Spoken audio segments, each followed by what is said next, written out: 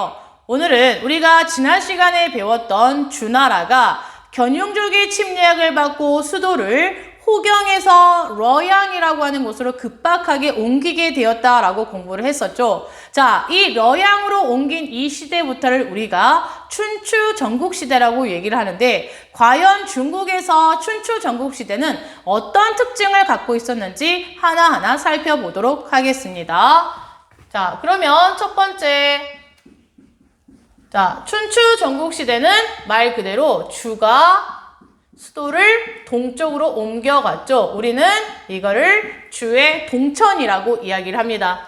황하강 유역에 가면 호경이라고 하는 곳이 있는데요. 여러분이 호경이라고 하면 조금 어려우실 수가 있는데, 자, 이곳이 오늘날의 장안이라고 하는 곳입니다. 장안의 화제가 되었다라고 하는 말 들어봤을 겁니다. 자, 호경이 장안이라고 하는 곳이고, 오늘날의 중국말로는 시안이라고 하는 곳입니다. 이 호경에서 견용족의 침략으로 수도를 어디로 옮겨가게 되었다? 동쪽에 있었던 러양으로 옮겨가게 되었는데, 우리는 이때부터를 춘추 전국시대라고 얘기를 하고요. 연도로 이야기를 해본다면 기원전, 그러니까 BC 770년부터 기원전 221년까지 진시 황제가 춘추 전국을 통일하는 그 전까지 약 500년 정도의 이 시기를 춘추 전국시대라고 얘기를 합니다. 그럼 이 춘추 전국시대를 정치적으로 한마디로 표현하면 뭐냐? 여러분, 주나라가 견용족의 침략을 받고 서둘러서 급박하게 옮겨갔다라고 했죠. 자, 그러면 이 시대 이후에, 자, 주나라의 왕실의 권위는 어떻게 될까요? 그렇죠. 굉장히 땅바닥에 떨어지게 되겠죠. 주 왕실의 권위는 약해지고, 왕실의 권위가 약해진 틈을 타서 여러 제후들, 주변에 있었던 여러 제후국들이 이제 서로 천자가 되겠다고 할거를 했던 이 시기를 우리는 춘추 전국시대라고 얘기를 합니다. 그러니까 정치적으로 굉장히 혼란했던 시기가 됩니다. 정리를 해보면요. 주나라가 수도를 옮겨갔고, 그 결과 주 왕실의 권위가 약해졌고, 자, 여러 제후국들이 이제 살아남기 위해서 물고 뜯는, 자, 이런 물고 뜯기는 약육강식의 시대라고 표현해 볼 수가 있겠습니다.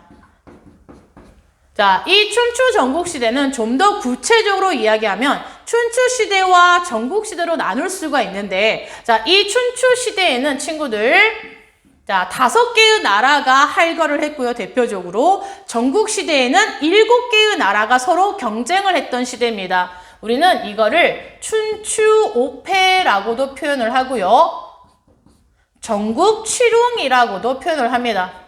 자, 그러니까 춘추오패 시대, 전국칠웅시대라는 거죠. 이 시기는 정치적으로 어떤 시기였다? 매우 혼란한 시기였다라고 표현해 볼 수가 있겠습니다. 자, 하지만 여러분, 춘추 전국시대는 정치적으로는 혼란했을지 모르지만 경제적으로나 사회적으로 그리고 사상적으로는 큰 발전이 있었던 시대가 춘추 전국시대라고 할 수가 있겠습니다. 그 내용을 한번 살펴볼까요? 경제적 발전.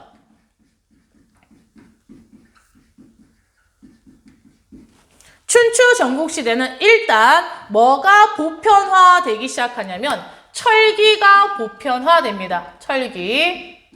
그 전부터 철기가 사용이 되긴 했지만 이게 전국적으로 널리 보편화되어서 사용되기 시작한 건 춘추 전국시대라는 거죠. 철기가 보편화되었다.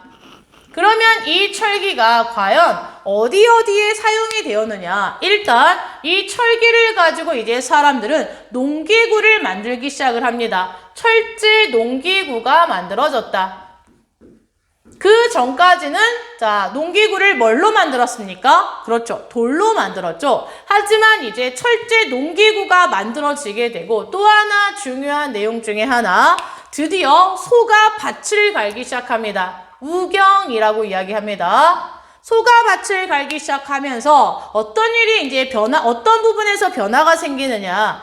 그 전에는 사람들이 돌로 만든 농기구로 땅을 파다 보니 그렇게 힘이 세지 못해서 땅을 팔 때도 깊이 파지 못합니다. 하지만 소가 밭을 갈고 철제 농기구가 굉장히 날카롭잖아요. 그래서 이제는 깊이 땅을 파는 게 가능해지게 됩니다. 깊이 파면 좋은 점이 뭘까요? 바로 땅 속에 기름진 흙이 바깥으로 나오기 때문에 여기에다가 이제 씨를 뿌리게 되면 수확량이 굉장히 많이 늘어난다는 겁니다. 결과 바로 농업 생산량이 급증합니다.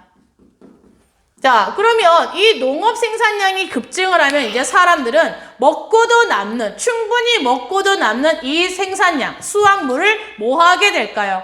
그렇습니다. 시장에 내다 팔겠죠. 왜? 돈을 벌기 위해서 그 과정에서 여러분 시장이 발달을 하게 됩니다.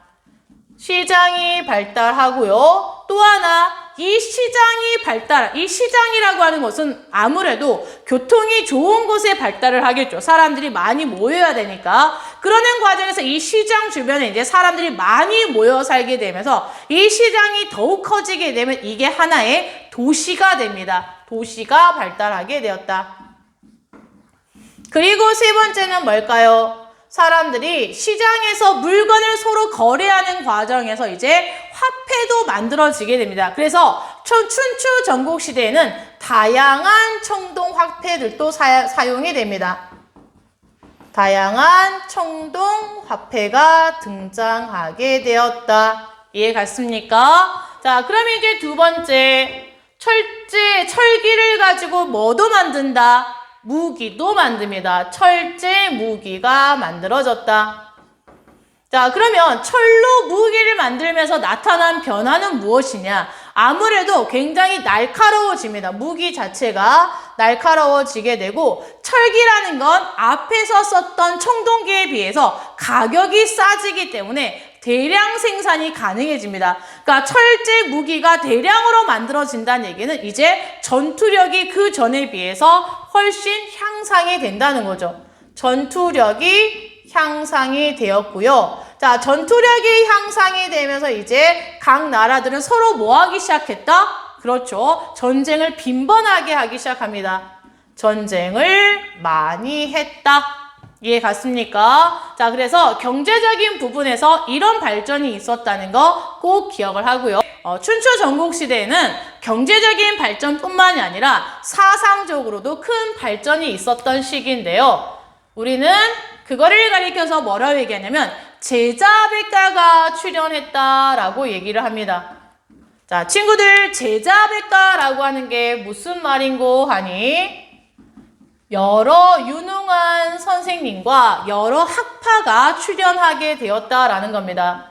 제자백가가 출현하게 되었다. 그러니까 쉽게 말하면 춘추 전국시대라고 하는 이 어지러운 세상 속에서 어떻게 하면 이 어지러운 거를 빠르게 해결하고 나라를 안정시킬 수 있을까를 고민하는 과정에서 많은 나라의 많은 제후들이 능력 있는 인재를 채용하게 되었다는 겁니다. 신분의 고하를 막론하고 이 사람이 금수저냐 흙수저냐 이런 건 중요하지 않다라는 거죠. 왜? 능력만 있다면 데려다 쓰겠다라는 겁니다. 그래서 이제 이때 굉장히 똑똑한 사람들이 내가 비록 집안이 가난하고 내 신분이 비록 낮을지라도 높은 자리에까지 올라갈 수가 있었다라는 겁니다. 자, 이러는 과정에서 출현한 게 제자백가였다는 거 정리를 해보면 이겁니다. 자, 제자백가라고 하는 게 출현한 가장 궁극적인 이유는 뭐였다? 각 국가들이 뭐를 추진하는 과정에서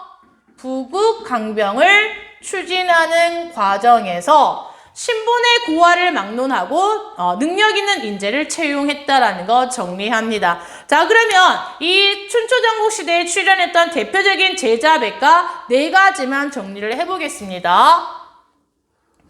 첫 번째가 유가사상가라고 할 수가 있는데, 자, 대표적인 인물이 여러분 공자님과 맹자님이 있겠죠. 자, 공자와 맹자라고 하는 이 사람은 춘추 전국시대가 이렇게 혼란한 이유가 무엇이냐라고 이제 원인을 진단을 합니다. 자, 그 원인을 뭐라고 얘기냐? 한마디로 사람들에게 질서가 없다는 겁니다. 세상이라는 건 질서가 있기 마련인데, 그러니까 임금이라고 하는 질서와 신하라고 하는 질서가 있기 마련인데, 이건 당연한 질서라는 겁니다. 자, 신이 아니라 왕이라고 하는 이 존재는 하늘이 내려준 사람인데 제후들이 그거를 무시하고 자기가 왕이 되려고 하기 때문이라는 겁니다. 따라서 이런 질서를 바로 잡아야 된다는 겁니다. 이 질서는 결국에 사람들에게 착한 마음이 없기 때문이라는 거죠. 따라서 자, 나라를 빠르게 안정시키기 위해서는 사람들이 착한 마음과 예를 되찾아야 한다라고 진단을, 해결책을 제시했던 사람들이 공자와 맹자님이 되겠습니다. 자, 따라서 공자와 맹자님이 했던 말씀을 한마디로 요약하면 이겁니다. 바로 춘추전국이라고 하는 이 어지러운 세상을 안정을 시키기 위해서는 사람들에게 뭐가 있어야 된다? 인과 예가 있어야 된다는 겁니다. 자, 예라는 건 결국에 예의가 있어야 된다는 거고, 인이라고 하는 건 착한 마음, 어진 마음이라는 거죠. 착한 마음은 결국에 뭐다? 진짜 카인들리하다라는 이런 뜻이 아닙니다. 뭘까요? 아까도 선생님이 말을 했지만 착한 마음은 내가 신하로서 임금에게 충성을 하는 게 착한 마음입니다. 이해 갔습니까? 그래서 인과 예를 통해 자, 사회를 통치하면, 국가를 통치하면 사회가 안정될 수 있다라고 생각을 했던 사람들이 공자와 맹자가 되겠습니다. 자, 그러면 두 번째 사상가로는 우리가 법가사상가를 들 수가 있겠습니다. 자, 이 법가사상가의 대표적인 인물이 한비자라고 하는 사람입니다. 자, 한비자. 그럼 이 한비자는 이 춘추전국이라고 하는 어지러운 세상이 왜 나타났다? 바로 엄격한 법이 없기 때문이라는 겁니다. 사람들을 엄격한 법으로 통치한다면 사회를 안정시킬 수 있다라는 거죠. 자, 예를 들면 우리가 이제 학교 현장에서 학생들에게 이제 선생님이 학생들을 지도할 때 친구들아, 뭐 하지 마라, 뭐 하지 마라, 끊임없이 또는 뭐 해라, 뭐 해라 라고 얘기를 하는데 꼭 안 하는 친구들이 있죠. 하지 말라는 건 하는 친구들이 있고 하라는 건 안 하는 친구들이 꼭 있습니다. 자, 계속해서 말로만 하면 안 된다는 거죠. 한비자가 생각을 했을 때 인간이라고 하는 존재는 악하기 때문에. 그래서 어떻게 하라? 안 가져오면 강력한 법으로 처벌을 하라는 겁니다. 처벌을 하게 되면 결국에는 사람들이 하게 된다라는 거예요. 질서를 따르게 된다는 겁니다. 이해 갔습니까? 자, 그래서 법가에서 가장 강조하는 건 엄격한 법으로 통치를 하라는 겁니다. 자, 세 번째. 여러분, 도가사상가가 있습니다. 도가를 이야기했던. 자, 도가의 대표적인 선생님들이 누구냐면 노자와 장자입니다. 그래서 우리가 도가를 노장사상이라고도 얘기를 하는데요. 자, 노자와 장자는 왜 사회가 이렇게 어지럽다? 사람이 사람을 인위적으로 간섭하기 때문이라는 겁니다. 간섭을 하지 말고 그냥 방치하라는 겁니다. 자기가 필요하면 여러분 아까 어떻게 했습니까? 숙제를 안 가져온 친구에게 법으로 통치를 하라고 했죠. 근데 그거는 근본적인 해결책이 아니라는 거죠. 본인이 스스로 바뀌어야 된다는 겁니다. 내가 필요하면 숙제를 가져올 테고 내가 필요하면 하지 않을 거라는 거죠. 그냥 뜩 두라는 겁니다. 그리고 알아서 사람들이 자연에 동화되어 살게 한다면 어지러운 것도 해결할 수 있다라고 생각을 합니다. 자, 이거를 우리가 한마디로 뭐라고 얘기하냐면 무위자연이라고 이야기합니다.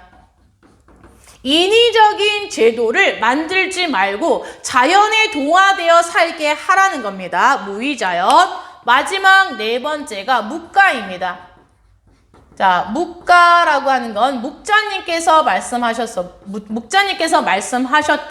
자, 묵자님은 동양의 예수님이라고 하는 닉네임이 있습니다. 이 묵자님이 보기에는 왜 이렇게 사회가 어지럽다? 바로 사람들이 서로 사랑을 하지 않기 때문이라는 겁니다. 사랑을 한다면, 진심 어린 사랑을 한다면 이런 어지러운 것도 없다라는 거죠. 알겠습니까? 그래서 이 묵자님이 제시했던 건 뭐냐면 사랑을 하되 차별 없는 사랑을 하라는 겁니다.